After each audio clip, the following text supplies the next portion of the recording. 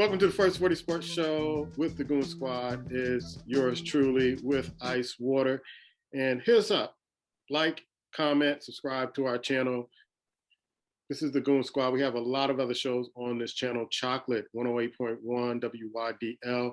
We're going to get right to the hot topic of the last couple of days. Brian Flores sues the NFL and the Giants. And I said this years ago when Brian Flores did that thing with Jay-Z, that the Kaepernick thing is over and there's no racism in the NFL and all this other stuff, and we moving on, that was going to bite him in the ass, and it bit him in the ass today.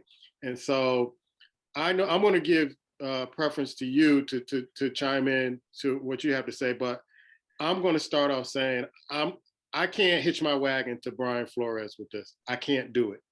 And all of a sudden, this guy, and I knew it when things got tight with him, all of a sudden, and with other Africans in the diaspora who don't want to be Africans when it's convenient. But now all of a sudden, I'm Black, discrimination, and jump up and all these allegations. Why weren't you've been quiet all this time. Why weren't you saying this when you had a nice cushy job at Miami? Why didn't you say this when, the owner allegedly came up to you and offered you money to lose games? Why didn't you step out and say anything? But now all of a sudden, I'm just not doing this for me. I'm doing this for everybody else. I can't hitch my wagon to that because that's not how he was rolling in the last 4 to 5 years. Ice? Yeah, man. It touches you in a lot of ways, particularly being a man of color, right? You wanna ride with him. You wanna say if he's on the right path, I'm with him. But it's like you mentioned. It's just when it's against you, you roll. When it's against you, you go on somebody to speak out about against the system, right? Talk about what's happening. But when it works for you, then you just riding on the train. Mm-hmm. You're feeling pretty good. You're in a situation and you're thinking it's gonna happen.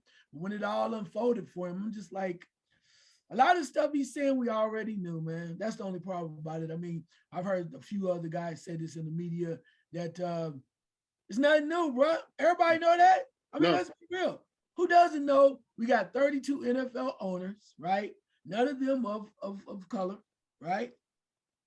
32 men that are not Black, and they profit off the labor of NFL players who are 70% Black. Everybody know that. And just the way it came down to it, where he's mentioned all these other things, though, is we can throw the other numbers out there too. Everybody knows these numbers. Four of the 32 teams have Black offensive coordinators. That's only 12%. 11 of the 32 teams have Black defensive coordinators, okay? 3 of the 32 teams have Black quarterback coaches. That's 9%. Want to go even further? 6 of the 32 teams in the NFL have a Black GM. That's only 19%. We know this. And what he's added to the place or to the situation, it goes against the Rooney Rule. We heard about all these conversations allegedly where he found out about from Bill Belichick that he wasn't getting the job. And as you said earlier, how many interviews did you go? You still went to the interview when you allegedly received this email. You still went. If you know that they had already put this on you, why would you go to another interview when you already know you're not getting the job? That's the part. Jim Caldwell said he had some things like this where they were just kind of doing some fluff interviews so they could reach so they could satisfy the Rooney Rule. And he said, I'm not doing that. Y'all already know who y'all want. So it's a lot, unfortunately, for while Flores' intent may be real and his wanting to make a difference may be real with his efforts, unfortunately, the way that it's being presented is going to cause a lot of problems for him more than anything. Now, they might make some changes, and I know we'll talk about this even more, but the way I'm looking at it right now, you are going to have to come with a lot more than what you have than people saying, yeah, and he slicked me too. Now Hugh Jackson. He slicked me too. Yeah. I mean, come on, Hugh. Damn. That's it. You accepted the job in 2016, and now you're coming out saying that, okay, this happened to me too. Right. You slicked me too. And I'm like, Hugh, come on. But the point of it is, let's get back to what's real. And however you want to roll with it, I'm ready. But the NFL is a billionaire private boys club. Let me say that for y'all one more time. A billionaire private boys club who makes its own rules. We know that. And William C. Rhoden on the Undefeated wrote a spectacular article about you want to make a difference. And he said, as I get off this very quickly, Roger Goodell said in 2020 that there would be no NFL without the black players, there would be no NFL. That's what he said. And if you watch this show for the last 6 months, last year, whatever we've been doing it, the one thing we said, and I've been preaching this since day one, the power resonates with the African American players. And they have not done anything with it. They are not going to do anything with it. The players union has not run to anybody's aid to try to get this thing done correctly. It's just what it is. So finally, maybe now, people will listen and see that somebody is not just blowing smoke. So again, the power resonates with the NFL African-American players. And they love their money instead of causing controversy. As long as you paying me, and it's not me, I'm straight. I kneel, I talk about it, I'll say, damn, that's a shame.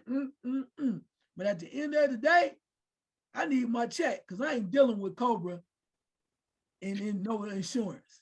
Yeah. End of the day, it's about the money, bro. I mean, I'm serious. I ain't mad at him because if that was me, I'd probably be like looking side-eyed too. Like, what the hell you want me to do? I'm just playing inside the rules inside the game. So at the end of the day, that's what it is. But it comes back to the main point we've been saying for years on this show. The power in the NFL, that you want to shake something up, you want to shake up the owners, you want them to make change, it starts with the African-American players. So every year, man, we look at Black Monday and see what coaches are going to be fired. It seems like this is the topic every year, and I'm tired of it. I didn't mention it. Usually we talk about it after Black Monday, and we kind of skirted around it, but we were trying to wait. I know I was trying to wait to see who was going to get hired, things of that sort. And I'm really tired of playing with this. But Flores met with the Giants brass 4 times. I don't think he knew he was being assessed every time they talked to him and that they made their decision. Now, Bill Belichick, he one of them old dudes who can't use a phone, don't know how to use a phone, don't know modern technology. I mean, he let the cat out the bag, which he is part of it too. He just proved that he's part of it too. And my thing is that I can't hitch my train on this track or hitch myself to this because Brian Flores, he was a company man. He was with the NFL, all this stuff, no kneeling, all this other stuff. And then we talked about it last week with Black, and Black was like, hey, the Giants are gonna, get him. And I'll wait and see because I don't believe the Giants are gonna sit there and hire a coach based on all the track record he left in Miami. Not only the record, but how he handled things, his leadership, his decision-making, things of that sort. I saw that as flaws. His 24-25 record in his tenure with Miami. And so I was trying to figure out, based on last week, why is he the sexy pick now? Why is he the sexy pick? I don't think he has any basis for his lawsuit because if the Giants say, hey, we talked to him 4 different separate times before the interview, and we decided to go with a candidate. You are right. The Rooney Rule is a joke. We say it every year. The Rooney Rule is a joke. It is a joke. It's to pacify stuff. You have Mike Tomlin in Pittsburgh, the only coach there. He's not saying, and he hasn't made a comment about this since his tenure there, if I recall. He doesn't hire any Black assistants and everything, maybe because the Rooneys have their thumb on him and saying, you hire who we say you hire. So he's quiet, content in Pittsburgh. My thing with Flores is that this is to me, you want to jump on. You know everybody's going to talk about this year. I don't think he has a basis. He's talking about the him and Hugh are talking about they were offered money. Yeah, what you know and what you can prove is two different things. Those are allegations right now. And they don't have any documentation, to my knowledge, or they haven't shared it, that they can prove these allegations. We all know the situation is messed up. We all know the situation with Black coach and representation of the NFL. My thing is, what are the players going to do about it? My thing is also, if you have the money, because the owners of the plantations, the owners spend about 20% of what they take in. And basically, the advertising pays the players and keeps the folks in. So they're making money hand over fist. I don't care how much money you think a player is getting. The owners are making so much more money in this. And they decide who they're going to employ and who they're going to have run their ball clubs. My thing is, when do African American players or Africans in the diaspora realize that they don't care how you feel? You need to start setting up things for yourself. If you want to have Black coaches, set up a league for yourself to do this. Because the owners, if I own a team, you're not going to tell me who and who not to hire. This is what you bought into. This is what you signed those contracts for. You know the terrain. So you are absolutely right. But I can't hitch to this particular train right now, because I think, to me, Brian Flores lost his credibility to me a long time ago. He lost it a long time ago. He may not get an NFL job ever. He may not get a coaching job ever in college, because the boosters are going to be looking at him side eye like, oh, I'm talking to you about some things, and you will get mad or leave, and then you'll start spreading news that will, sink my battleship. So I just think that when he comes out and says, I'm just not doing it for me, I'm doing it for everybody, that ship sailed for me a long time ago with him. He's lost credibility with me, and I can't see this as an issue of the Rooney Rule at this particular time. I think it was an issue with him individually. Like, they didn't want you, bruh. They didn't want you. And then you got some other slots that need to be filled, and you just shot your foot with that. So I understand the issue with there are not enough Black coaches in the league. The players can drive this, but they won't. They're comfortable. They're comfortable where they are. I got mine. You go get yours, however you're going to get them. And so the NFL has egg on their face. The talking heads on the sports show are going to talk about this for the next couple of weeks until the Super Bowl. And they're going to blast it. And you got Keyshawn on ESPN, huffing and puffing, but you weren't advocating for this when you were a player. None of you were advocating for this as a player. You did what you were told, you fell in line, and you worked on the plantation until the owner got rid of it. So until Black men, players, current players, former players, decide to get together and say, hey, let's create a league of our own. And if Roger Goodell said, hey, the NFL would be nothing without Black players, prove him right. Prove him right. I know it's radical, but you're 70%, over 70% of this league, and you keep taking this. And I'm wary of talking about this every year. It gets old. We all know the Rooney Rule is a sham. Teams do what they want to do. But I think in this case, I can't agree with on this case, and I don't think he has a shot in hell for a lawsuit. It's too many things that he can't prove in a lawsuit. Now, the text message, they could have decided that. They probably bring you in one more time and let you know, like, listen, we love you. We would love to have you work for us, but we've already decided based on other interviews that we're going with somebody else. So I don't think he has any chance of winning a lawsuit. And a civil suit with bringing on other players, other coaches or former coaches, like Hugh Jackson. I want to see if that happens. I think Hugh Jackson would join him, but I don't think it has. And I talked to some lawyers earlier, and they were like, nah, he doesn't have a case. This is more of a publicity stunt to me, to see if he can shake some trees and get some things going, and to come up with a settlement that is going to be for him, not for everybody else that he's claiming to be. That's my personal opinion. Yeah, I'm with you. I mean, in that, the other part of it is, as you mentioned, what does this mean for him? And he may no longer work in the NFL, because I've said it before. I don't know any place that you can go to and sue your employer, right? And then expect to retain your job or get a job and then keep it without them breathing down your neck. So you're suing the NFL and including 3 teams, and you expect to get a job, and maybe he's just come to the reality that it's not going to happen to him for him anymore. But there's a lot of holes in there in regards to his testimony, and the NFL is going to come strong. They're going to say, you have to prove this. I'm not sure if he's going to be able to do that.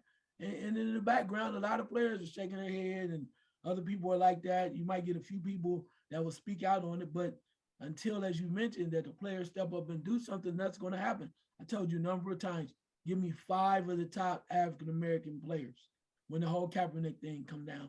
And for them to say, we're not playing for 3 straight weeks until this is rectified to our satisfaction, the things will change. The owners will change because now, guess what? You're affecting the bottom line. You're affecting their money. That's what it comes down to. But they know the players, the African-American players in particular, like their money, and they're not going to risk that unless it directly affects them. So the owners make sure that let's have 1 week of kumbaya. We'll kneel with you. Now get y'all asses back to work.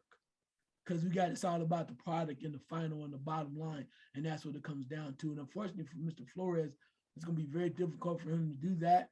He's going to get a lot of people feeling compassionate for him, but the Super Bowl will go on. They will keep hiring people. As much as you talk about Flores being a candidate, if you really want to go that way, why in the hell can't Eric Bieniemy get a job? I'm just saying, how many times, what does he have to do? I mean, is he that bad in interviews? If you have Jacksonville down there at this point is just losing their minds because everybody's saying that the general manager at this point is very suspect. Nobody wants to go down there. So you're even to the point of going into you're going down to retrade coaches that nobody really wants to give a chance to, like the Petersons of the world, and the Coach B that was over at the Raiders, the interim coach. They even brought him in. And simply put, Jacksonville, all it takes is he put it down to you. Leftwich told you what he wanted. He knows the trouble that's happened with that general manager. Let's get a new general manager. I'm your coach. They don't want to do that, or they can't do it because of the contract obligations. But however, everybody knows that's supposed to be a done deal. Yeah. Leftwich is down that area, Super Bowl winning quarterback. Everybody would love to have you. Fans would love to have you. But you hold on to that one thing, that general manager that's already shown you what it's capable of doing. So it's a lot more. It's always around these things. We make all this hubbub about it. And then in the end, what we'll probably end up getting is a few changes to the Rooney Rule. So everybody feel a little bit better. They might say, you want some more money? How much money you need this time? $500 million towards your cause? We'll do that too. We'll just take it from another nonprofit that we're going to get the money to too. So instead of coming up with new money, they just ship the money somewhere else. And everybody goes kumbaya. Oh, we're going to still work on it. I mean, the one thing you can't say though, I mean, you can say what you want to, and nobody made them do it. I will say this, and I'm not letting anybody off the hook, but I was impressed by the fact that the Minnesota Vikings and the Chicago Bears hired 2 men of color for their general manager positions. Mm-hmm. I was very surprised by that, and I was very impressed. Now, what does that mean? What does that mean? But I don't know, man. I think it might mean that they're under the thumb of somebody else to make the final decision, in my opinion. That, yeah, they're general managers, but they got to report to somebody who gives a yay or nay. So it's a start though, bro. It's a start. Like I just said, we got what, 6 general managers? Mm-hmm. 32. So I don't know. I don't know what the answer is, but I don't know if this, again, you're shining a light that was already being shined or shown, if you will, on it. It was already been focused on this problem. Now, because he comes out during this time right before the Super Bowl, the light's brighter. Yes. And again, does that mean how far does it go, or sooner or later it just goes dark? Yeah. It's not what you know, it's what you can prove.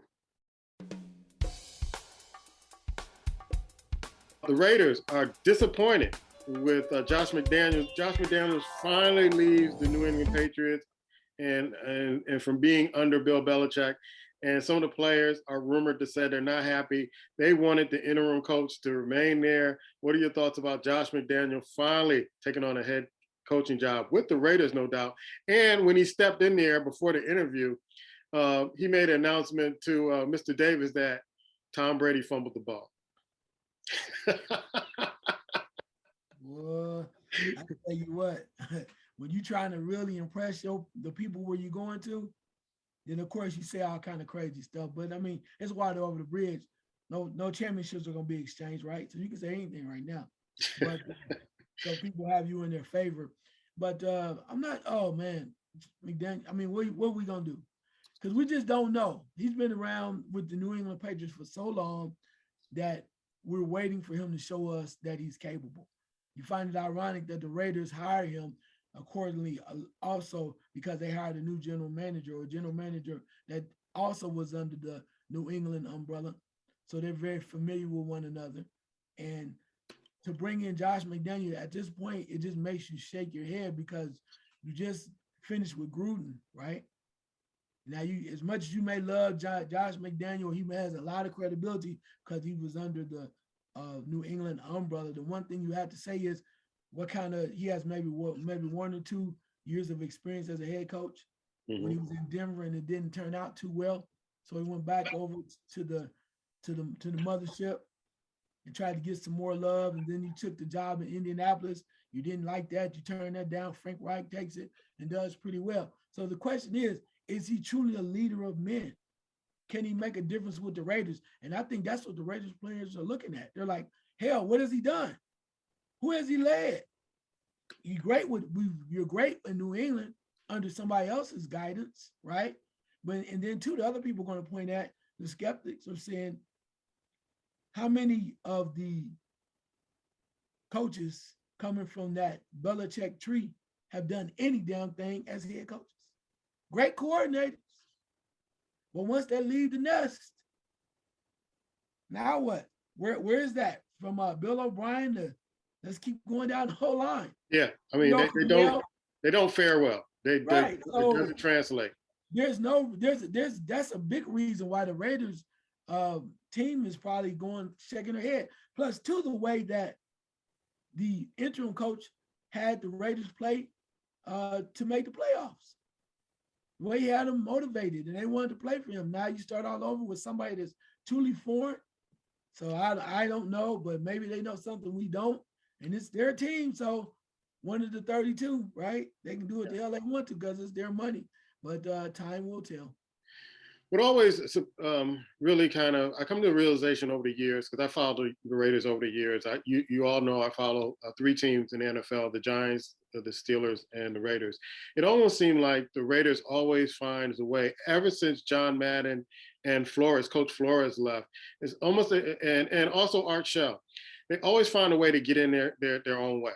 It's almost like you see them going on a path and then they just divert from the path for no reason whatsoever. And I have to put the blame on Mr. Davis, the owner. His father ran the team much better. It was striving towards excellence, just win, baby. And you saw after Al Davis left, you saw a deterioration of one of the great franchises in the NFL. And it just seems like the front office always gets in the way of excellence. And I just can't explain. You just can't I can't put my finger on why they just keep getting in their way, their own way. And so you have a coach there, the players want to play.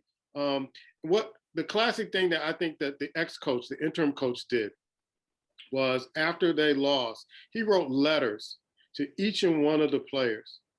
Each and every one of the players. What coach do you know who cares about their players that much to sit down and write a letter to each and every player on the team, thanking them, some words of encouragement, things of that sort. And it's almost as if that was foreshadowing that he wasn't going to be the head coach. And he wanted to let them know how he felt about them. And the turbulent season, you had a lot of things that happened this season to the Raiders where they could have just phoned it in and said, you know what, we're just going to wait till next year. One of their players killing someone in a in a car. You had John Gruden, and that case is still up in the air with things that he was doing. You just had so many things happening with the Raiders. They could have phoned it in a long time ago, and they didn't, because I think the efforts of this coach. So not rewarding him, at least for 1 or 2 years, I thought was, really bad. And then you're going to get Josh Daniels, and I just don't think that he's going to be the answer because of the track record, McDaniels, the track record of other coaches that come from the Belichick tree. They are not Belichick. Tom Brady. You called this a few weeks ago. Tom Brady finally steps aside. The news came out prematurely. This guy who played for the New England Patriots and the Tampa Bay Buccaneers, who will probably be considered one of the best quarterbacks ever, 7 Super Bowl championships, became the offensive player of the year twice, 3-time MVP, 5-time Super Bowl MVP. The list goes on and on and on and on. What did you see that we didn't see that this will be Tom Brady's last year? Hey, first of all, congratulations, Tom. I mean, loving or hating, dude is impressive. He's incredible, and because he's a leader of men, and I watched him for several years take on talent that was less than the best talent, and as long as they could catch the ball, he made it happen because of the great offensive line and guys working their system to the best possible way. But answer your question, I think that it just made it it seemed it was clear to me, and I might have been guessing because I didn't know, but I guessed. But the main thing he wanted to do is when he left New England, because he was upset because his last year they did not surround him with quality talent at receiver, because Gronkowski was done and guys were getting hurt to where they were out having rookies and second-year players as his primary receivers at times. It just became very frustrating. And he said, to paraphrase, if you're not going to give me people that can actually catch the ball and give me time to play with, I'm not staying here. So when he was able to move, he left, and he found a situation that they were more than happy in Tampa to accommodate him any way he wanted them to do so he could come on down and get them closer to a Super Bowl. So I think part of it was he wanted to prove, because he was still a little salty about New England and Belichick, and even with Mr. Kraft, whatever it may be, he wanted to give him he wanted to give him one of those, just to say, you keep acting as if this was all about Belichick. But damn it, I'm a winner. I'm a winner too. And I'm going to show you how good I am. I'm going to go down here, even though they're decent, nobody really expected them to win. I'm going to show you through my leadership that I might be the GOAT. And if I'm not, I'm damn close. I'm not in your top 10. I know I'm 11. That's what he probably said. But with that being said, I think he just wanted to show everyone that he still was the guy. And he did that. And once he did that, what else is there? I mean, people are greedy. This dude's been, seven championships? How many more do you need? Seven NFL titles. And now that last one is like, man, did you see that?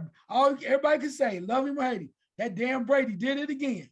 Mother, well, they're cussing him out and everything under your breath. But I think he accomplished all his goals. The last was to win another Super Bowl in a new city. Did that. And he came back to defend the title because he thought it was the right thing to do. But then after that, it's like, what else? Yeah. What else is there? Seriously. I mean, he has a beautiful family that he loves and wants to connect with. And he has a lot of other opportunities that he's working with, business and whatnot. So what else is there? So why wouldn't you walk away? Why keep staying around? So can he do it till he's 50 years old? Tom Brady is one thing. He is not stupid.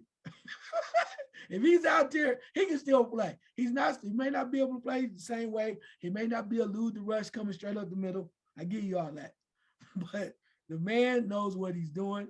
And he had a hell of a season the year before. He won his last Super Bowl. And he walked away. Notice, too, after they lost the last game, he simply just shook everybody's hand. He wasn't mad. He was smiling. Like, I did all I can do. What else you want me to do? And that's a smart football player. I wish more NFL players could do that. Yeah. Could receive that the admiration that they receive, and have the satisfaction, and then to be able to walk on their own terms without being hurt and feeling good when you leave, and not staying too long for whatever reasons or other different reasons because you feel like you can't. So it's almost like a storybook ending to a great career. I mean, and no people mad about that. I can't stand him. He went to Michigan, all whatever. Nobody cares, dude. Dude, wherever he went to school was a 6th-round draft pick. Nobody wanted him. They didn't think he was qualified to play. Came behind Drew Bledsoe. Drew Bledsoe got hurt, and the rest was history. Like I said, I stopped calling him by one name, Tom. I gave him a nickname so everybody would know what I'm talking about. Tom. He's the only man I call with 2 names. Tom. Dude's that good. Yeah, I promised myself I wasn't going to mention about the phone he threw away and wouldn't let investigators look at, or the deflated footballs, or the videotapes of Belichick and all that other stuff. I'm not going to mention all that. So congratulations, Tom Brady. Maybe I'll do it on another show when he does something that I don't like outside of football. But yeah, he did fumble the ball, which ushered them into the Super Bowl. But I digress. I'm going to be positive. Thank you. You never beat my Giants in the Super Bowl. I'm going to be positive. Oh my God. Congratulations, Tom Brady. And enjoy your life, man. Enjoy your life outside of football. Hopefully you don't get into politics or something that's controversial that will make people who don't like you dislike you even more. But have a great life. Enjoy your family. Enjoy your endeavors. And take care. Let's go to recapping last week's games, man. I'm not predicting anymore of who's going to win what because every team that I picked are gone from the playoffs. We have the last two. We have Cincinnati. I was singing and talking and presenting Cincinnati's eulogy for the last 3 weeks, and it just didn't happen. They got past Oakland. They got past Tennessee. They got past the Kansas City Chiefs. And I could not believe, Ice, that Kansas City, who I watched the game until halftime, like, yeah, Kansas City in the Super Bowl is 21-10. They'll be fine. And to hold Mahomes in that powerful offense to 3 points in the second half, I think is a yeoman's effort. Have we been sleeping on the Bengals defense, not on the offense, and Joe Burrow, who is a special player. And I've been saying for last week, there's something special happening in Cincinnati. Now, what scares me is that I remember years ago, I think it was 1989, when they were in the playoffs against the Super Bowl against San Francisco. And I was living in Ohio at that time. And folks were like, okay, Cincinnati's going to do it. Cincinnati's going to do it. And then Joe Montana has this historic drive down the field. And the coach, I forget the coach at that time, and there was a special, and he said 16 seconds, left 16 seconds on the clock, and we were 16 seconds away from winning the Super Bowl. But how are they partying down in Ohio? And what do you see on the Super Bowl? Looking at the Rams, Garofalo, who is available, Tampa, he is Tom Light, so he may be available. Runs the same type of system. But what did you think? Recap this week in football. Man, I think that was Sam Weiss. Sam Weiss, yeah, it was. Yeah. So Kansas City, Cincinnati, what can you say? I thought Kansas City was going to win. They were right there. The Bengals defense, it's up and down, right? They picked up a lot of veterans. Eli Apple was on there now, still running his mouth. You better be careful about that in the Super Bowl. Yeah. But former Buckeyes like Von Bell, they play hard, man. They play real hard. And they're not the best team because they do give up a lot of points, have shown to do that. But sometimes at the right times, they make the right plays. And I think they did that against Kansas City. They played real hard. They know a lot of people are not really giving them the respect they think they're due. So they play on the edge, and they have some very solid personnel over there. And collectively, they're pretty daggone good. But I had to say this, and I was telling my brother because he missed part of the game.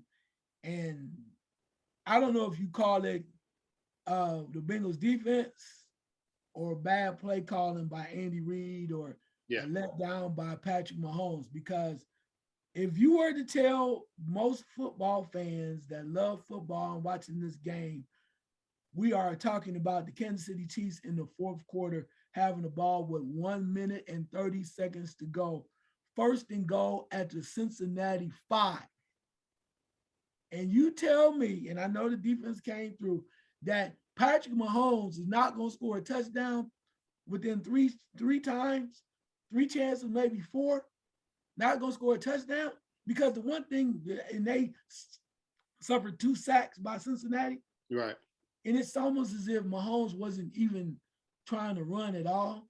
And then the play he made before the end of the half, where he had like 3 guys open and he wouldn't throw the ball. He kept scrambling around. But the point getting back to is the 1st and 5. Patrick Mahomes was going to make that touchdown. Instead, they were forced to kick a field goal. They went to overtime where they lost in overtime. If you told my brother said he would have bet his house. Yeah. He was going to sign. They was going to score that. That's something that nobody would have seen. But kudos to the Bengals because they rose to the occasion. And again, that old Tom Brady adage. I know y'all keep probably mad that I keep throwing these adages out here about Tom Brady. But Tom Brady showed you in the Super Bowl and other playoff games. If the team I'm playing doesn't want it, damn it. You'll take it. We'll take it.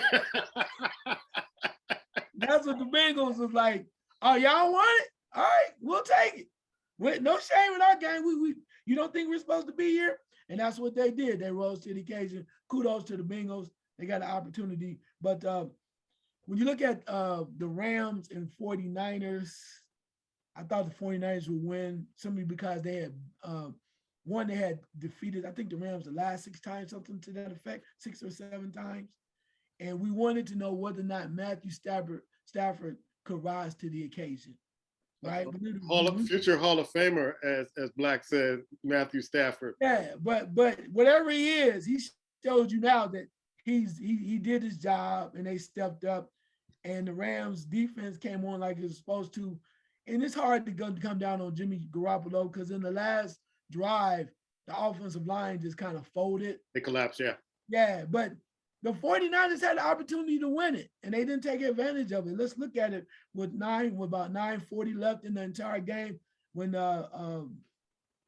Stafford drops back the pass and throws a deep pass down the field, and Jay Tart in the backfield drops the interception, and they were leading 17-14, which at that point kind of wraps the game up. If nothing else, you go down, kick a field goal, make them score a touchdown or something to that effect. When that happened, it just changed the way it was because shortly thereafter, it wasn't the next play. Stafford connects with the receiver for like a 29-yard pass, and they just keep moving on down the line to do what they have to do. So the game is always about opportunities, and that clearly it wasn't the only one. But when the ball hits you square in your hands and you drop it, and the other team just take advantage of it, it had to be quite deflating. So they had the opportunities, and they didn't get it done. And the Rams got fired up, got it done. OBJ, oh my God. OBJ has been able to do what he did. The other thing that I think is really interesting is, I think we'll talk about that at another time, is the factor that we know that OBJ wanted out of Cleveland because of what was going on with Baker Mayfield. And now he's in the Super Bowl. He's going to make a big lot of money off his bonus. But there's the report that during the time he was in Cleveland, Von Miller was trying to get a trade. Right. And Von Miller was thinking about, they wanted to play together, Von Miller and OBJ. And he's like, well, maybe I'll come to Cleveland. OBJ said, nah, man, don't do it. Don't sign. Don't sign because Denver wanted to take care of him and put him with a possible contender. And he's like, don't do it. OBJ gets released, signs with the Rams, and look at what the hell happened. Right. So they got the best of both worlds. They're playing together, and now they're playing for a Super Bowl. That's something there. One of the things I noticed between Goff, the last quarterback the Rams had, and Stafford is that Stafford doesn't have a problem pushing that ball down the field. And Goff couldn't do that. He couldn't do that with consistency or accuracy. And you see the Rams, they don't do it a lot, but when they're ready to push that ball down the field, when that brother dropped that interception, it reminds me in baseball when you have the team wrapped up and that one error that leads to a comedy of errors of the team that's out there in the field. It just keeps unraveling and unraveling. We're going to have Ohio State legend and Cincinnati Bengal tough guy and one of the best to play the position fullback ever, the great Pete Johnson. Pete Johnson is going to come on, who actually played in the Super Bowl for the Bengals. Yeah. So Pete's going to come on. He's going to give you his, give his 2 cents about what's going on and kind of get us ready. And then also what it's like to be part of the Bengals, man, to see the team that he played for, one team that he played for in the Super Bowl. Also, Pete is also on the all-time Rose Bowl team. Pete ended up being at Ohio State like the leader in scoring points for a long time. A lot of people don't know that.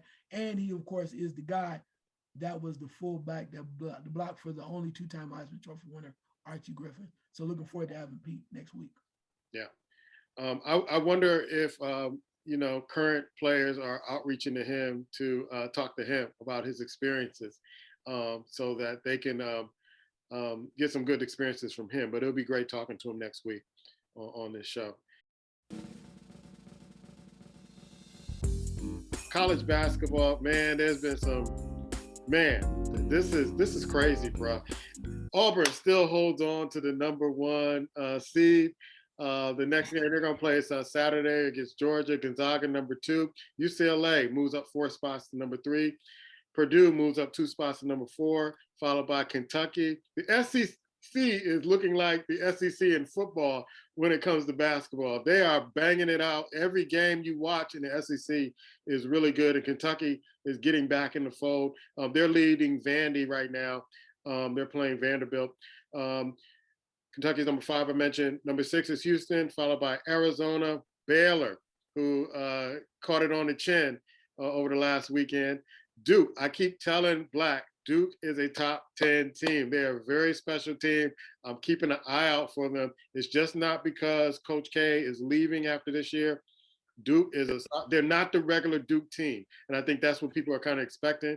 They got some transfers. They got some guys that are going to be one and done, but they're a special team. They're going to be making some noise. They are ranked number 9, followed by Kansas. They dropped 5 spots to number 10. Wisconsin, Villanova, Michigan State, Texas Tech, who had a big game last night, followed by Providence. Ohio State is holding on to 16, followed by UConn that moved up 3 spots. Illinois moved up 6 spots. USC, Iowa State, Xavier, Tennessee, Texas, Marquette. And at the beginning of the season, LSU was ranked in the top 10. Now they see themselves dropping 6 spots to the 25th spot in the rankings. Alabama, I think, needs to be in the rankings, but I'm looking for them to make a March Madness push because I really like that. I like the way they play, and I think they're going to be really good coming down the stretch. Whoever gets them in the tournament is going to be in trouble. Your eye test of college basketball, man. Yeah, a lot going on, as you mentioned. From the standpoint of Auburn's on fire, right? They won 18 straight. You thought that Alabama was going to give them more of a game. Alabama has 6 quadrant 1 wins. They defeated Gonzaga, they beat Houston, they beat Baylor, and they beat Tennessee. But Auburn is on something right now. They beat Alabama by 19 points, 100-81. Yeah. And this took care of them. A lot of things going on. A lot of teams playing up, down, but it's a lot of craziness because when you think about it, if I'm not mistaken, there is like 5 conferences that have 15 of the top 25 teams. And I know it's the Big Ten. I think it's the Pac-10 or Pac-12. Pac-12. Big 12, ACC, and SEC had 15 of the top 25 teams in the country. That lets you know what kind of basketball was being played in those conferences. Gonzaga's won 10 straight since their loss to Alabama. UCLA is on the 6-game winning streak, 7-2 in their last 9.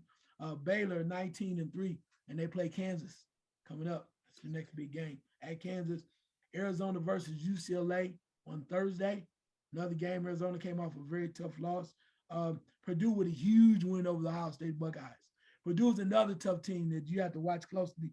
They play strong on the inside. They have a couple guys that can shoot jumpers. And now we found out they have a 7-footer from Canada that can hurt you in the middle. He dropped 20 on Ohio State, and Ohio State was calling back at the very end. Only issue with Purdue, though, is at times they seem little lackluster on defense at times. So we'll see what happens there. Wisconsin plays Illinois coming up. It's going to be very interesting. Villanova is 9-1 in their last 10. They got a big rematch coming up with Marquette. Should be interesting there too. Michigan State is 12-2 in their last 14. And perhaps the one team that really has been on fire and kind of jumped up more than anybody, as you mentioned, the number 5 team. That's Kentucky. Yeah. Kentucky's on fire. Look like Kentucky are old, 17-4. And you can tell by the voters, we couldn't find Kentucky earlier in the year, right? And as soon as Kentucky get hot, they latch on to them and they put them right number 5. That's how the voters are. People want to see Kentucky do well. And right now they're playing solid basketball at 17-4. Yeah, because they were beating the brakes off Kansas in that game over the weekend. And it looked like I thought Kansas would give them a run for their money because I was touting Kansas's prowess last week. And then they ran into a buzzsaw with Kentucky. And Calipari has them playing inspired basketball. And like I said, Alabama, they're just going through a murderous row of teams, top contending teams. And I wasn't surprised they dropped their last one because they just had a rough schedule playing in the SEC and outside the SEC. Those guys got to be exhausted and got to be banged up for some of the teams they played on the schedule, man. So it is turning out to be a better season than I anticipated early in the season, because I remember when we started the college basketball report, I was like, you know what, I'm just not excited about this season because of last season and how it turned out. But man, they're just like saying, okay, hold my beer, let's go. We're trying to get to a championship. And so Baylor kind of disappointed me, but it's just not the same Baylor team. And so we'll see how things shake out, who are the top seeds and who's going to, get in. We always have a little bit of a controversy of who gets in, but we'll see it and we'll report it right here. So in the NBA, you have the Chicago Bulls reclaiming that number 1 spot. They're getting some guys healthy with a 1-game lead over Philadelphia. I don't know what they're going to do with Ben Simmons, but you sent me an article. Maybe you want to talk a little bit about that. Ben Simmons, I think, lost, $19 million so far, and he might be losing $30 million. I don't think Philadelphia's worried about it because they're 1 game off of the lead.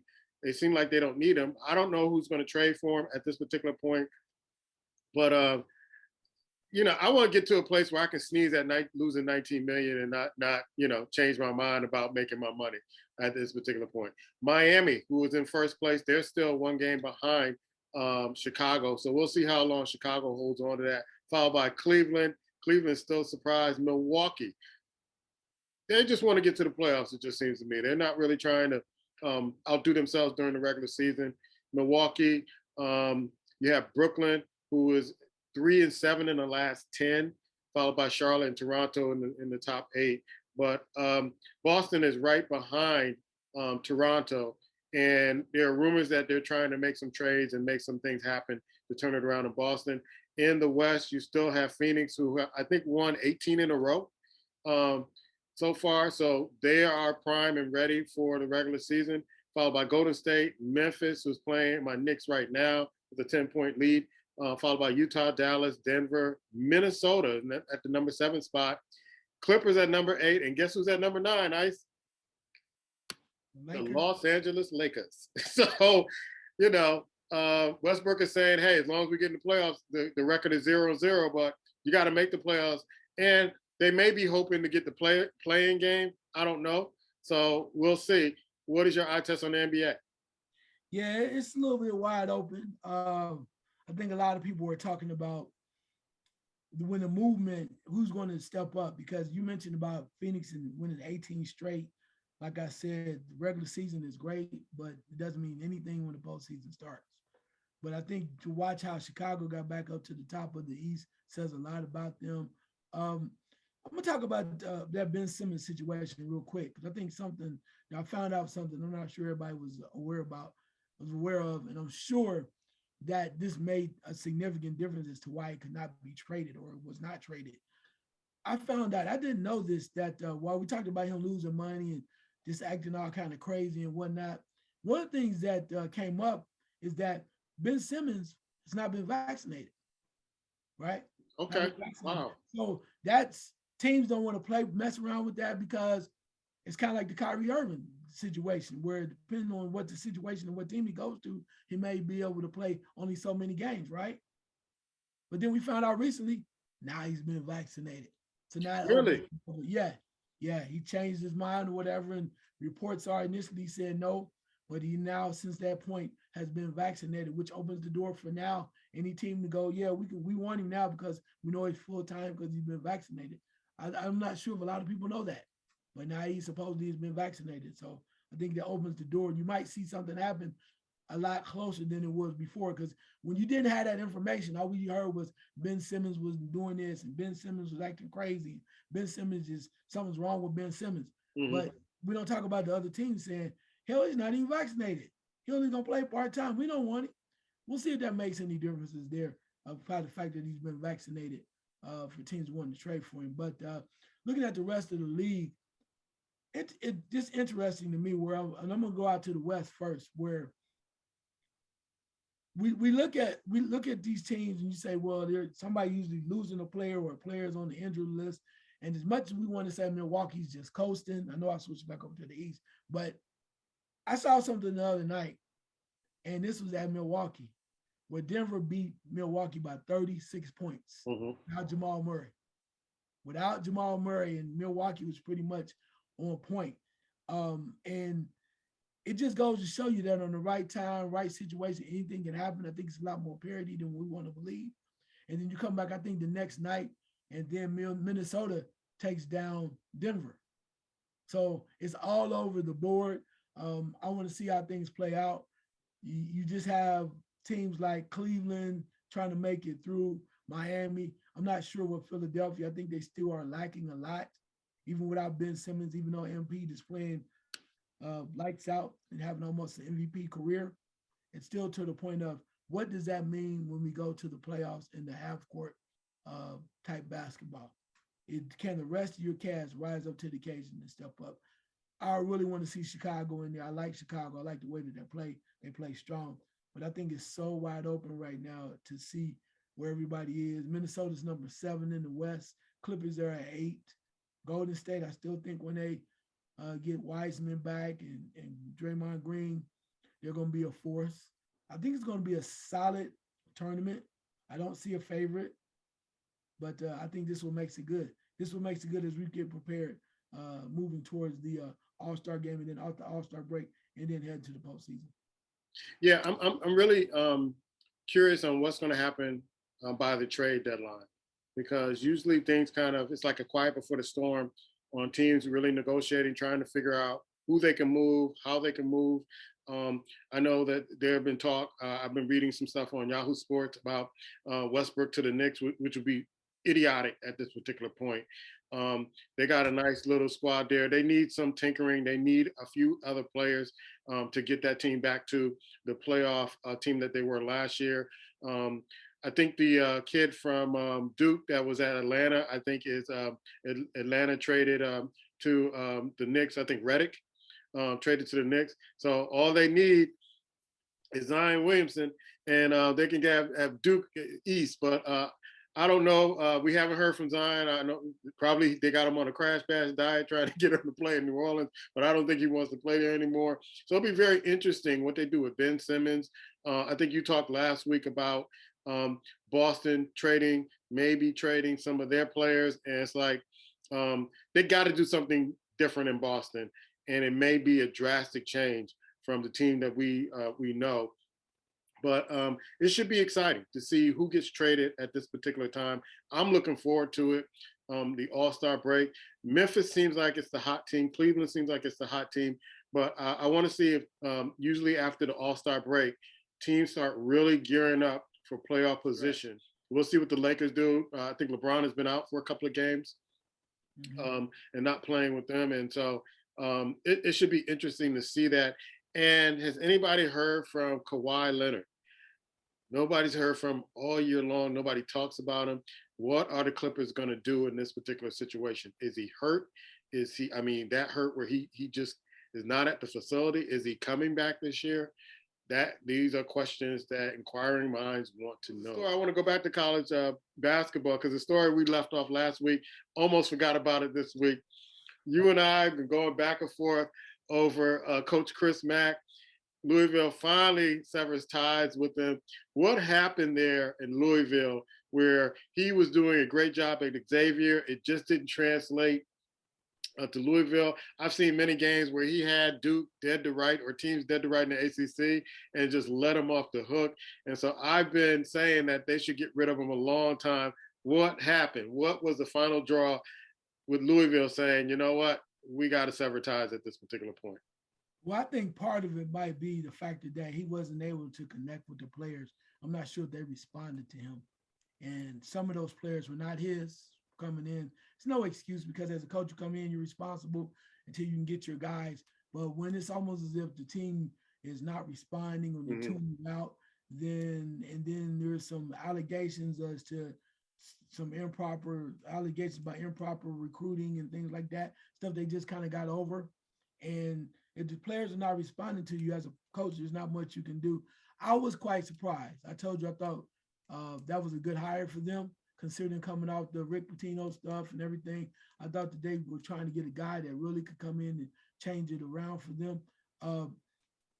Chris Mack was at Xavier for 9 years. Right. Out of the 9 years, they had 3 conference championships that they earned, and they had 8 NCAA tournament teams. Right. 8 out of 9 years is pretty damn good. So I thought him coming over to Louisville would help them keep it moving, but maybe it was just a little bit too much for him. Maybe the program was too big. Maybe he needs to be more of a mid-major type coach. And he kind of admitted it just didn't move for him. Right. And he didn't have a problem with moving on. Maybe it just wasn't a good fit. And let's be real, maybe, and I'm not saying I know this because I don't know how they do it down in Louisville. Allegedly, we've heard some things, but maybe wasn't willing to take that risk to do some of them things that you need to do to get some of the players in. So allegedly, Coach Pearl and yeah, I mean, because I mean, yeah.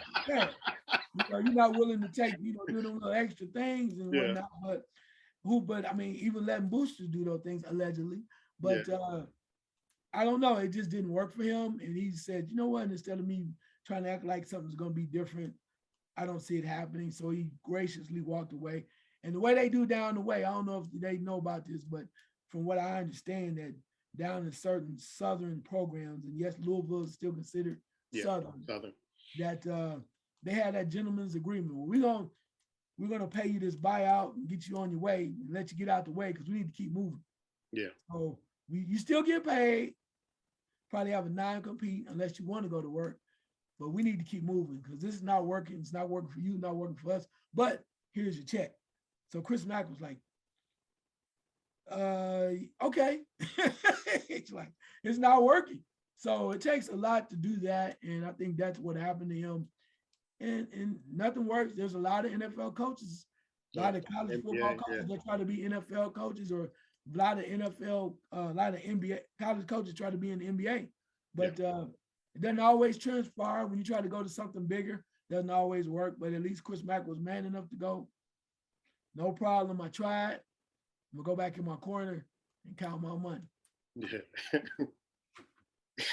So I do not dislike Coach Mack. I do not dislike him. I just didn't think it was the right fit for Louisville. Louisville and Kentucky are two of the teams in Kentucky. It's pretty much all the sports they really have, and they expect a lot from those basketball teams. And if you can't handle the pressure and get your teams in the top 25 or in the top 10, you're going to hear it from the Kentucky faithful. And so I just thought, coming from Xavier, stepping up and going to Louisville, you have to bring it. You have to bring your best, and you got to make it work in order to stay there. And so I hope he lands on his feet somewhere, because I do think he's a good coach. I just think that him going to Louisville and playing in the conference they were playing in, it just wasn't going to work for them. It just wasn't going to work for him. And so I hope he lands on his feet. I hope he gets the job that will be more better suited for him. And no, I did not dislike him. I just thought it just wasn't a good fit. I have questions from the squad. What's your first question, man? Oh wow. First question is: do you think that this year's March Madness is going to live up to the hype of last year? College basketball. I have to say yes, based on the season so far. I did not say that. I have to admit, I did not say that at the beginning of the season, because until I started watching some of the teams and the way they just came out firing and prepared to play, and what I've been seeing so far in college basketball, there are some surprises. I thought Michigan would be much better. I thought there were some teams that would be much better than last year, but they're struggling, and it'll be interesting to see if some of the teams that I expected to be there get in at this particular time. So I do think it will live up to the hype, because you got a lot of the Power 5 conferences represented in the top 25. And I've been watching some mid-majors this season, and some mid-majors are really, really ready to take things down. And the mid-majors I've been watching are senior-led teams that are ready to show that they belong on the same stage in March Madness. So I do expect the tournament to be a knock 'em out, drag out fight until we get another national champion. Your thoughts? Yeah, I'm with you. I think it's gonna be a lot more competitive, because last year we had one major team that was just blowing everybody out the building, and that was Gonzaga. They refused to lose. They looked almost perfect at times. You had other teams like Baylor that was making noise, and then we always asked that question whether or not we thought the Pac-12 was really as good as we thought they were, right?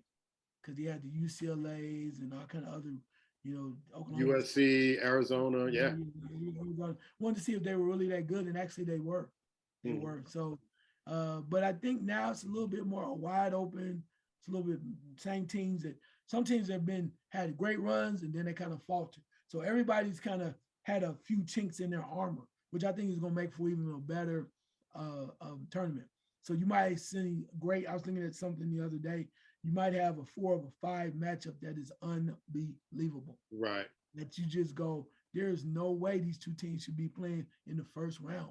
Right. A 4 and 5 matchup that you go, wow, it's like mind blowing. So with that being said, you have a lot of teams that are like the Indianas of the world that just kind of, they're in the mix, but you don't know, are they going to rise to the occasion each time? And I think it's going to be a lot of surprises. It's going to be some great games, and the ball bounces the wrong way. You can see some people going home, like we saw that last year with Illinois, and thought Illinois is going to make a run. So, I picked them to win it. That was a disappointment. Yeah, it was. But Illinois, Chicago, where you even to the point where teams that everybody swore was because of what they did last year were going to be right in the mix. Syracuse, anyway, it was all. Yeah. I thought Syracuse, but I didn't want to conjure them up. Everybody's saying Syracuse, and look what Buddy behind. Okay, where's Buddy now? Buddy might. Anyway, they're lucky to be 500. So media can overhype things, and maybe they might get in again. Maybe they probably put me wrong again, and Buddy run and make another run. But right now, you just have to be careful, because the media can overhype teams so much, and because they wanted the feel good story of father and son and the great Syracuse, and he won with his son leading the charge. Hold your horses, bro. Yeah, that's way overdue. Pull the plug on Boeheim. It's way, way overdue. I got a story that I wanted to interject in questions. Liz Cambridge calls out Becky Hammon and the Aces, because Becky Hammon took the job, is earning $1 million, and that's 4 times more than the average player in the league. And my question is, do you see Liz bouncing to another WNBA team? I do. I could see her leaving because when you say that about your coach, I mean, there has to be a little friction there. And when a person says like that, I don't know her, and I don't know how they really operate in WNBA. But one would assume if you're going to spout off, knowing that your new coach Mm-hmm. has that kind of cash, you usually have a destination in mind, Mm-hmm. right? You just don't come out and go, she's horrible. I don't, all this, or what the situation is really messed up. When you spot off like that, you usually have a destination in mind.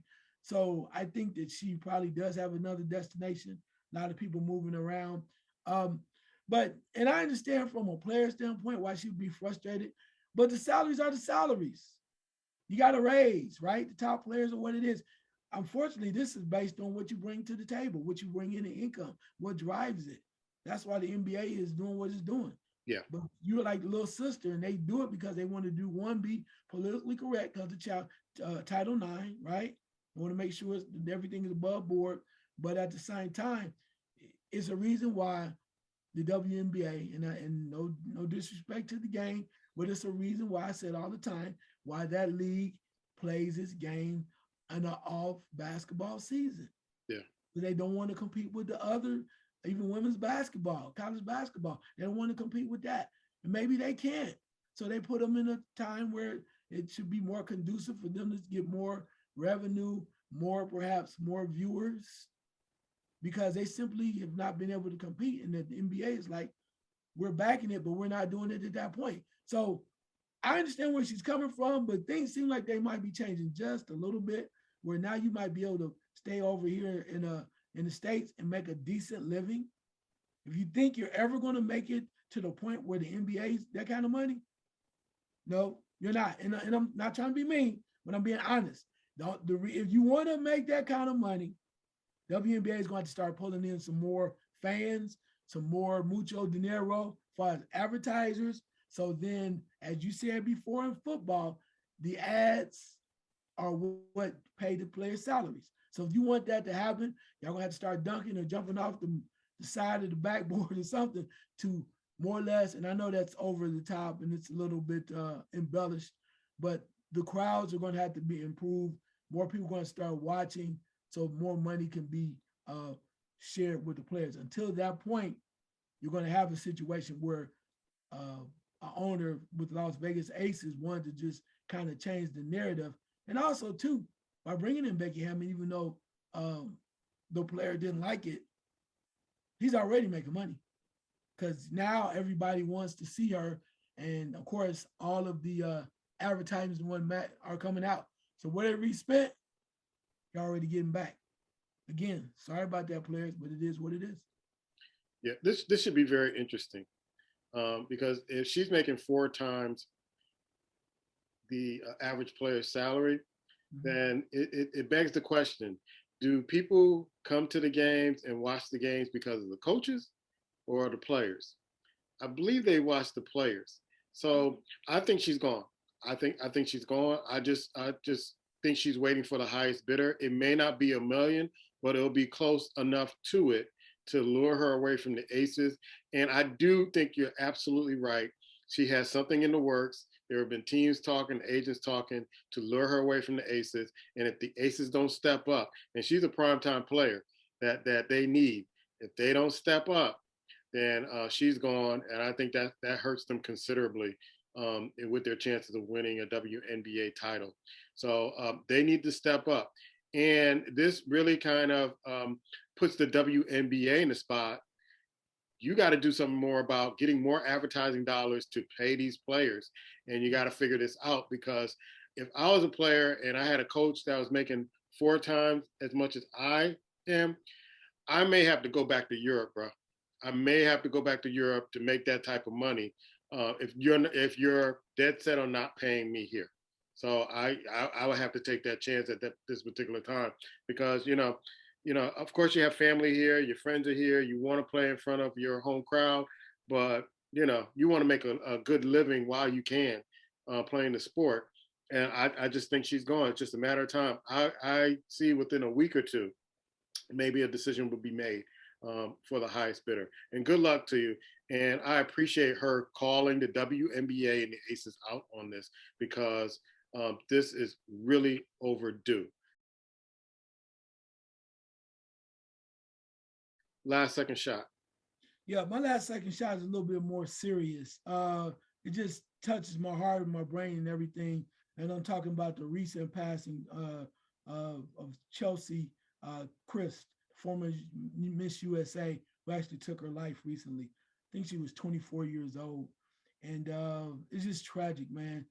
And they're mentioning now that she felt like she had to be perfect. She couldn't make a mistake. And granted, with all the pageantry and everything and the celebration that she felt being one of the few people of color to hold that post, you just have to wonder, and your heart cries out. Mine does anyway. What could we have done to save that baby? And she is, I mean, just full of life, and have it snuffed out like that because she felt some kind of way. I just implore everyone, check on people. I know you keep hearing this now, it may sound like a broken record, but check on your people, especially your young people. Check on them, find out what's going on with them, find out what their days were like. Take time to just ask a few questions, because you never know, you might make a difference. It's just really sad. And rest in peace, darling. Yeah, yeah, same here. And nobody knew what she was going through, and that's the sad part about that whole story. My last second shot is, it's Black History Month, and I want to challenge everybody who watches this show to go back in history and look at some of the Black athletes who have made their mark in the sport, in various sports, whatever sport you choose. Look at the pioneers, study the pioneers. I was talking to a guy on TikTok who mentioned, players and putting things in history. And I'm like, yes, this is for the younger generation. And he admitted that he didn't know about certain players and things of that sort, but it's for the younger generation to know that there were trailblazers in the sports that look just like you and I. Remember them, honor them, study them, and thank them for all the sacrifices they made for the various sports that you like or you watch or you represent. That's our show for this week. Stay tuned for the fight game with Ice Water and Puma. 1, 2, 1, 2, 1, 2. It's the fight game with Ice Water and yours truly, Puma. Last week we did not recap UFC 270. 271 is coming up pretty soon. But Francis Ngannou won his fight in a thriller fight. But there was some other news that came out of that fight where the UFC they're claiming they're going to threaten to sue him. And what is that about, man? Well, I mean, it comes down to it that the champion wants to. He might do something with the Paul brothers, right? And the Paul brothers, we know how they do. They make money, and they kind of make a farce out of the UFC. Yes. So Paul has been more of a boxer, never been a UFC guy, but I guess the champion is like, I'll box him or whatever you want me to do, because it's a money thing. And there's no love lost between Dana White, in charge of UFC, and along with the Pauls. He thinks they're a joke. They've been going back and forth, and Paul says to the effect that Dana White doesn't pay his fighters enough, and back and forth. But then a guy like Dana White is like, I'm a professional. You're a con artist, but a hell of a marketer. You know what I'm saying? So Dana White is not feeling that at all, especially when you have one of his champions talking about going rogue and doing that. And depending on what kind of contracts they have, then more likely the champion too could really have an issue on his hands, because you go over there and do that with Paul, you better stay over there, because you try to come back, you know how they do. They can blackball you and put you in a position. But a lot of talk going on, but until they sign on the dotted line and he breaks contract, then I don't think anything is going to move forward. The other part of it too is, if it does happen, Dana White is not going to let it. He's not going to go quietly. He's not going to let it. It's going to be lawsuits and all kind of stuff. So the question is, the champion have to ask himself, is it worth it? Yeah, my thing is with this situation is shame on Dana White and the UFC. You all are making a boatload of money and you're not paying these fighters who, I mean, it's standing room only in the UFC. Before any sport came out, or came back from the pandemic, it was the UFC. And everybody was paying attention to it. So why aren't you spreading the wealth in there where fighters won't even contemplate fighting outside of the UFC? So shame on you, UFC and Dana White. You set this up. You set this up. Because at one particular point, maybe a couple of years ago, or maybe 3 years ago, we talked about this, how the UFC is taking over, where more folks are watching the UFC than boxing matches because boxing was lagging behind. You were in a prime position to pay your fighters and keep the momentum going, and you didn't. You refused to pay these fighters. And now they're trying to find extra ways to make money because they're hungry, they're starving, the fights are few and far between. And you reap what you sow. So start opening up the purse and paying some of these fighters so they won't entertain, making dollars. And so I can't be mad at the Paul brothers or the Logan and Paul, whoever. I think they're a joke, but they have captured the imagination and entertainment. They're almost like wrestling. It's almost like wrestling with them, but in a boxing form. And so I kind of look at, them as being the Vince McMahon of boxing. And so they're turning it into entertainment, and they're, shaking the glove and fixing fights and knockouts and all that other stuff.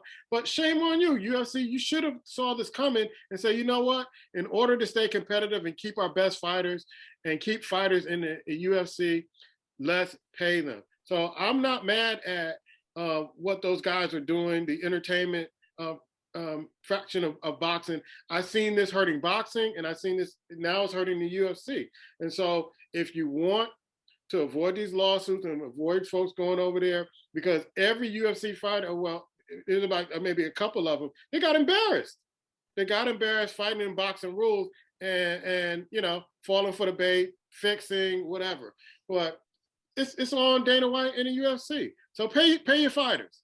Pay your fighters, and you can get rid of these guys if you pay your fighters and keep your organizations competitive. I don't know how you feel about that, but that's how I feel. I'm not mad at the competition and him saying, I'll pay you this because I know you're not getting that over there. It's almost like Muhammad Ali whispering to Witherspoon in his ear, like, I know you ain't getting paid.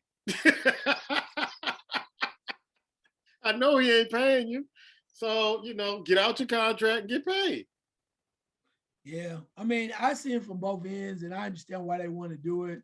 But, Dana White Dana White been doing it a long time, and they do have a lot of fighters. So they've been doing it a long time. And I think he's just bothered by the fact that the Paul brothers can come up with this gimmick and make a lot of money, and he just doesn't really respect it. But you got to respect the hustle. You really do. If more than anything, I mean, if the Paul brothers have done anything, they helped to bring out somebody like Amanda Serrano and get her a great fight that a lot of people want to see. So they've done that. They're great marketers and know what's going on, but some people want to watch it. And maybe that's not my generation or your generation, but somebody's watching, and maybe they like it because of the way that he carries himself and a little bit off-centered. And he kind of is a great reality TV guy, right? He's a reality TV hero, and people love that kind of stuff. So it's the hot thing of the day right now, and people love it, and he still keep pushing it. He's mentioned it too. I like ironically how he says it. This is smooth. It's P.T. Barnum to the 12th power. He says, well, I think I only have about maybe 4 or 5 fights left maximum in boxing, and then I'll decide what I want to do. And I want to retire, move on to the UFC. And that ain't a bunch of bumper. He's playing it. I'm not mad. I mean, it's great. It's great. We used to watch wrestling. Yeah. We used to watch it, all of the stuff with Bobo Brazil, the Kangaroos, the Dusty Rhodes, the American Dream. I mean, he's playing it to the hilt, and people are buying into it. So I guess they're tired of the old stories from the old wrestling with WWF and WWE. Although I have to admit that new was AEW. Yeah, they on something else, bro. Yeah, I had a chance to watch it, but they're like the old wrestling because they flying from doing the Jimmy Fly snooker stuff. And I mean, but anyway, we're getting back to Paul. that's what he's doing. He's rolling with it. And until you stop him by coming up with better products, you can't be mad at him. I don't agree with it. I wouldn't pay $2 to watch it. But, I'll watch it if it's free. Yeah. I wouldn't even watch it. I haven't watched it, even if it's free. You can't make me watch that no more. It's just a mockery. It's the mockery. But I say it again, UFC, you had your chance to take this off and running, but you're not paying the folks that are making it happen. These fights, people are excited about it. You're charging the same pay-per-view prices that boxing is charging, but you're not paying your fighters. And this is your fault. You let the entertainment part come in, and now you got to contend with it. You got to pay your fighters. He's going to push you to pay your fighters, whether you want to or not. Now, in boxing, there are some fights coming up in February. The fight that I'm looking forward to watching in Las Vegas, Nevada. And speaking of pay per view, they're charging $75 for this. And I don't think Keith Thurman is worth $75 at this point, after taking that beating from Pacquiao 2 years ago. We ain't forgot. But he's going to be fighting Mario Barros. And you have Chris Eubank fighting Liam Williams in the UK. That's going to be on Sky Sports. You have a lot of different fights coming up this weekend. I'm excited about seeing Keith Thurman. I want to see whether or not he's matured as a fighter and what he has after maybe a 2.5-year layoff. Yeah, yeah. Big time. We're talking earlier on another show about people saying it's not worth $75. Shout out the show. Right doubt, no doubt. The show is Real Boxing Talk, and you can find that as well on YouTube. But we're talking about it, and we're saying to the factor that the way that you might have to tie this in is saying that if Keith Thurman wins this fight, there's a chance he could fight Terence Crawford. Mm-hmm. That's a possibility in the fall, depending on how he looks. But then again, this is a fight Keith Thurman's going to have to rise up to the occasion and get some things done. You got to show that the old Keith Thurman, he's had a lot of rest. He really is not damaged, right? He got beaten in the Pacquiao fight, but he really wasn't that damaged. Said he was dealing with a lot of stuff, and now he's back on track. So physically, he's not really damaged. The question is, can he come back mentally and get a strong mental return? Also on that same card is Leo Santa Cruz. Leo Santa Cruz, as we know, the last time we saw him was that devastating knockout he suffered at the hands of Gervonta Tank Davis with that uppercut in a fight that many people thought he was winning early on. But Leo Santa Cruz is coming back around. There's a lot of other fights coming on. Yeah, he's on that same card, fighting Keenan Copperhall. Yeah. Which is Carbajal is from the famous Carbajal brothers. Michael was actually Olympic medalist, Carbajal, and I think it's his nephew that's fighting Leo Santa Cruz. So great cards coming up this weekend, but we got a bunch of stuff coming down the pike too that might really interest a lot of people. So in that same card, you got Joselito Lopez, Abel Ramos. They're fighting at the welterweight weight. You have Carlos Castro and Luis Neri fighting at the super bantamweight weight. So there are some good fights. And I'm looking at the tail of the tape. I'm looking at Carlos Castro and Luis Neri. Carlos Castro 27-0. Lewis is 31-1. So it should be an interesting fight. You have orthodox with Castro versus southpaw with Luis Neri. So it should be an interesting fight, even in those other cards on the fight. But it still ain't worth $75 to put your $75 down. I mean, Keith Thurman is not a big name to me that I will put $75 down. They may be losing on the back end of this, where people are like, you know what? I love boxing, but I don't love it that much. Well, that's true, but I'm going to share the secret. I shared it during the Real Boxing Talk. So I know they're coming for me, FCC. They already got me earlier, so they be coming for me again. Just do the right thing, and there are a lot of different things through streaming, right? You don't have to be illegal with it, but you can go through some streaming purposes. A lot of people cut their cable. Like me, I cut my cable. I'm about to, yeah. I cut my cable a few years ago. So here's the plan. Here's what I did. I cut the cable. I went out and bought me a regular antenna for my TV, right? Now you can't have one of those old rabbit ear antennas. I'm talking about the kind that connects to a digital digital TV. and that can get you between 20 and 60 channels, just regular TV. Then at that point, suggestion is you go out and get you a device that carries the Roku's or something to that effect, or even like something that does streaming. And some of them have already set up where they already connected the programs for you, so you make a one-time investment, and then you can do what you want to.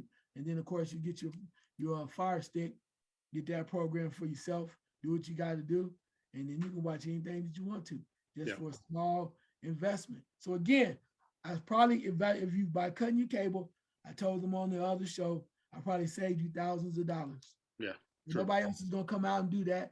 All I ask is that you like, subscribe, comment, tell us how much you love us, and then stay tuned for our shows that are gonna be coming up soon, because we're gonna be doing some live shows where you guys can interact with us as well. So stay tuned for that. That's all I'm asking. I'll save you thousands of dollars. You might want to come on and join us in another way. So what else you want me to do? I'm serious. Yeah. What you want me to do? Yeah. The other fight in the UK, in Wales, United Kingdom, you got Chris Eubanks against Liam Williams. Looking at the tail of the tape of that particular fight, Eubanks 31-2, Liam Williams is 23-3, and you both have the orthodox boxers out of the UK. This should be a knock 'em out, drag 'em out fight where you have Eubanks, who has 23 knockouts, and you have Liam Williams with 18 knockouts. So you got guys who are heavy hitters. But on that card is your girl, Clarissa Shields, versus Emma Kozin. What do you expect in this card? Well, I mean, you mentioned about the two gentlemen before, Liam Williams. This is an opportunity for the winner to make a rise up in the division, right? So now these are the fights that we will want to see, because this is more or less a stepping stone for the next guy. So you win this fight, you get another shot, and maybe not, if not a title shot, right? You get a shot at somebody in the top 5, and then it keeps progressing. And that's what that kind of fight is. And then of course Clarissa Shields is who she is, probably still the top women's fighter right now at this point at her weight class. But the only sad thing about this is, because I think she's been hanging out a little bit with Floyd Mayweather, trying to get some perspective of what she can do and what she needs to do to train to make herself more exciting. The sad thing about it is that she has to bounce between this, and she says she's not done with UFC because she should be. She should be with MMA. Yeah. But I think she's with MMA because she's frustrated because of the fact that she's not being able to make the money that she thinks she deserves. Right. And unfortunately for women boxing, it's just not there. So she's already proven herself in boxing, but she still feels like she's not getting the just due. And unfortunately, I'm not sure if she will, just because of the way that it's perceived. But but she's still a worthy person to watch. Great personality. You ever meet her in person? Just a solid individual, down to earth, just a good person, and she just wants her respect. So we'll see how that plays out on this card this weekend. Okay. He's Ice Water, I'm Puma, and this is The Fight Game.